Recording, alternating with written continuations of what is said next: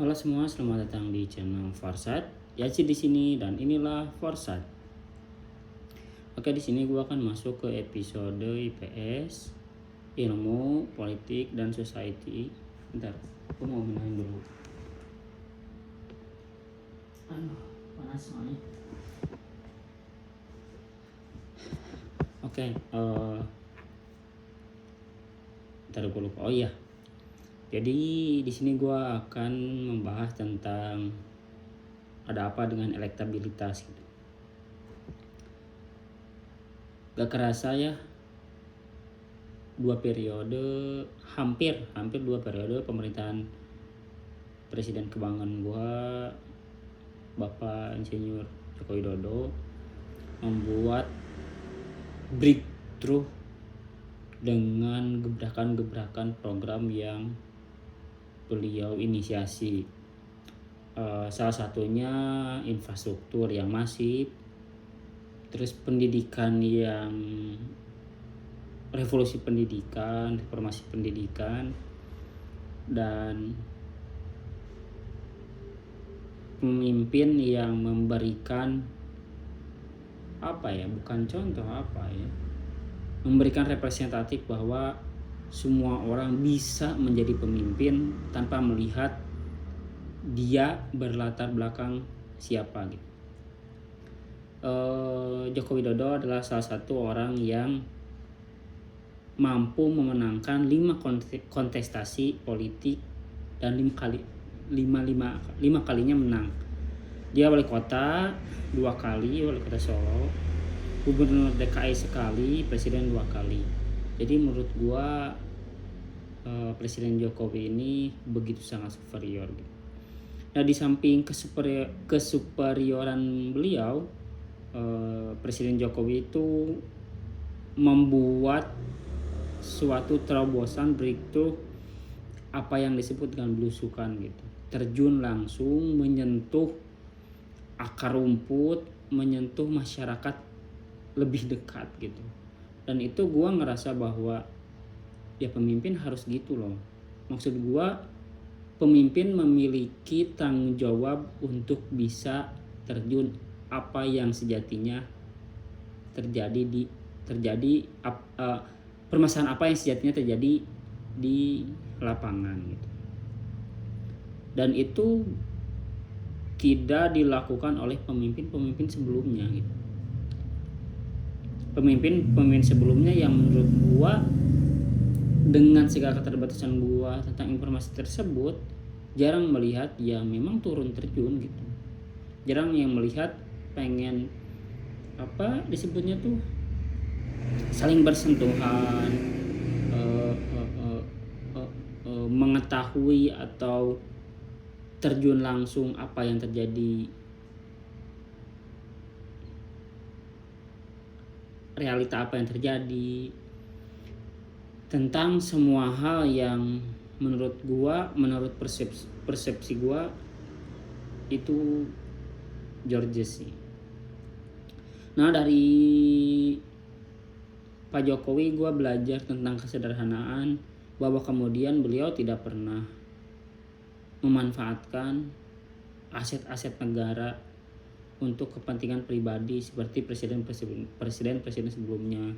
Di pernikahan Kaisang aja beliau nggak menggunakan istana negara, beliau nggak menggunakan fasilitas negara, karena beliau sadar bahwa itu adalah milik negara gitu, bukan milik pribadi. Bagusnya di sana. Terus gua kagum sama beliau ketika kasus Ferdy Sambo, dia menyampaikan ke publik ya buka selebar-lebarnya gitu, transparan tentang apa yang disebut kasus yang terjadi pada waktu itu, pembunuhan dan lain sebagainya. Presiden Jokowi pun menjadi presiden yang menurut gua banyak hal yang di presiden sebelumnya dilakukan tapi seolah-olah memiliki batasan, dalam tanda kutip. Gini deh, gue cukup sedih ketika Jokowi dihina gitu. Gue cukup sedih, gue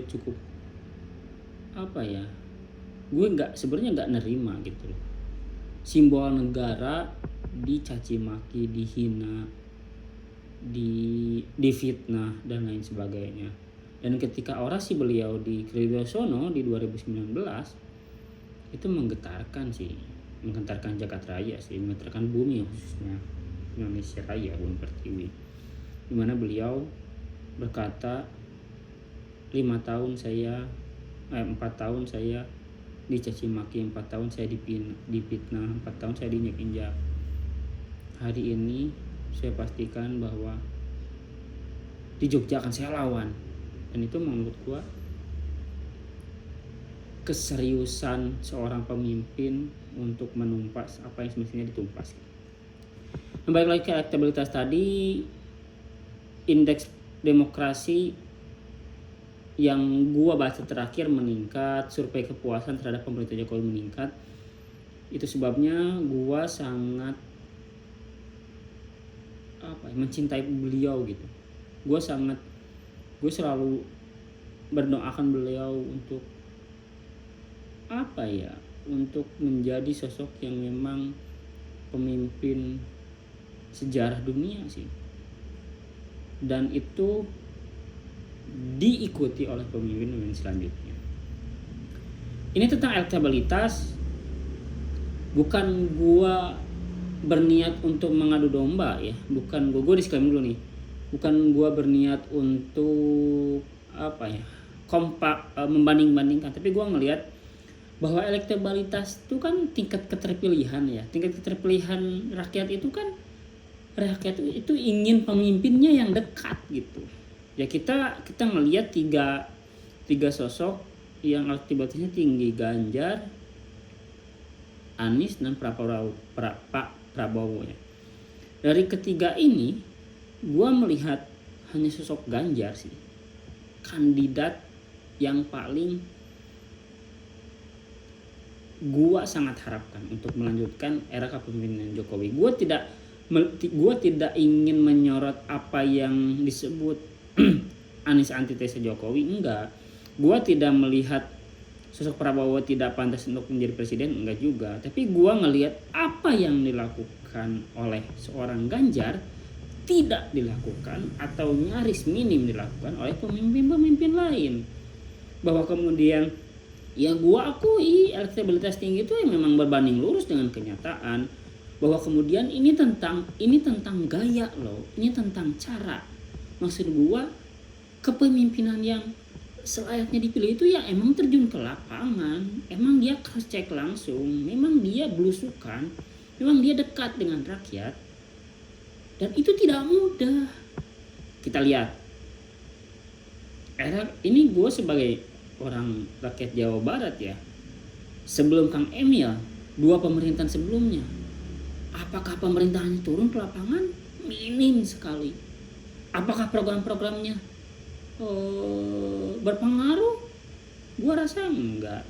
Gue disclaim, gue bukan menjelek-jelekan program 2 pemimpin periode sebelumnya Gubernur Jawa Barat, enggak.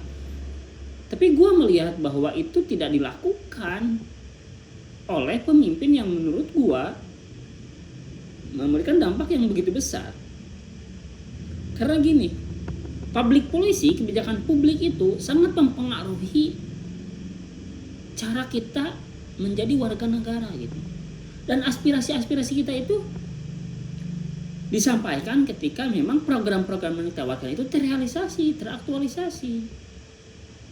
Gua adalah orang yang begitu menyukai gaya Ahok yang memang tegas, terlepas dia ngomongnya ceplas-ceplos. Gua tidak melihat sosok Ahok adalah siapa dia, enggak, tapi apa yang dilakukan. Jadi menurut gua salah menerjemahkan sebuah kenyataan ketika memang kita melihat sosok pemimpin itu dari identitasnya. Maksud gua gini, ya kalau misalkan dia melanggar hukum, ya kalau misalkan dia tidak bisa menepati janjinya, ya kalau misalkan dia melanggar, ya jangan pernah melihat dia siapa gitu lah, ya tindak aja gitu. Bahwa kemudian Kita lihat apa yang dilakukan, sumbangsi apa gitu loh, pengelolaan dana segimana gitu. Nah wajar ketika elektabilitas yang diusung oleh beberapa partai itu rendah, terlepas dari SDM-nya yang mungkin sulit untuk ditilai. Kita sulit untuk menilai sebuah kemampuan SDM. Kita bisa melihat bagaimana cara dia memimpin sebuah pemerintahan atau dia mengeluarkan sebuah kebijakan. Apakah dia turun ke lapangan? Apakah dia dekat dengan rakyat? Apakah dia melakukan kebijakan-kebijakan yang memang konsekuen dengan program-program yang ditawarkan?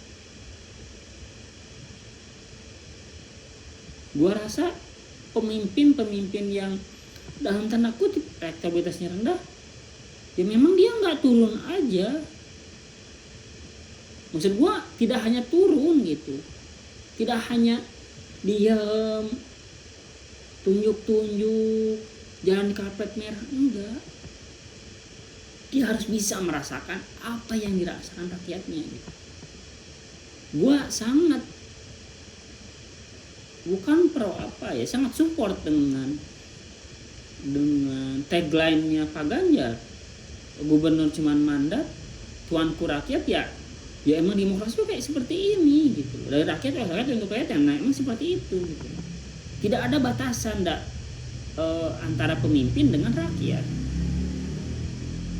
Hanya kita bisa melihat bahwa pemimpin itu selayaknya dilindungi karena sebagai sesuatu yang merepresentasikan sebuah negara. Ya balik lagi dengan elektabilitas, gue ngelihat bahwa ini dari sudut pandang gue berpersepsi ya. Gue tidak untuk menyudutkan. Misalkan salah satu orang yang dia maksa pengen jadi cawapres di salah satu partai, menurut gue dia bisa apa gitu loh, apa yang telah dia perbuat gitu. Dia punya basis massa, dia turunan. Apakah itu yang dibutuhkan rakyat? Menurut gua enggak sih. Rakyat itu butuh orang yang emang terjun langsung. Tingkat keterpilihan itu sesuai dengan apa yang rakyat terima gitu. Fasilitas-fasilitas infrastruktur yang begitu baik, pengelolaan sampah, kebijakan publik. Memang pemimpin tidak bisa menyenangkan semua orang, karena pemimpin bukan es krim pun kadang ada yang tidak suka. Makanan aja namanya aku suka, kadang dia aja gak suka gitu, kadang kamu aja gak suka gitu. Ya anyway, balik lagi tentang elektabilitas, gua merasa bahwa pemimpin yang layak siapapun itu untuk melanjutkan legasi Pak Jokowi adalah pemimpin yang dekat dengan rakyat. Terlepas Pak Jokowi mengendorse siapa, terlepas siapapun itu, yang jelas gue sangat tersentuh ketika salah satu pemimpin yang dia sedang naik mobil melihat dua anak bernaik sepeda, dia memberikan hadiah dan dia tidak menyebutkan namanya siapa dia, tapi dia menyamarkan nama dia dalam tanda kutip, seolah-olah dia bukan siapa-siapa. Dan gua sangat respect. Pak, saya doakan Anda jadi pemimpin Republik ini selanjutnya. Terima kasih sudah menonton video ini. Like jika Anda suka, dislike jika Anda tidak suka. Temukan keseruanmu di kolom komentar. Selamat ketemu di video selanjutnya. Jangan lupa subscribe. Yaji di sini dan inilah Podcast. Dadah.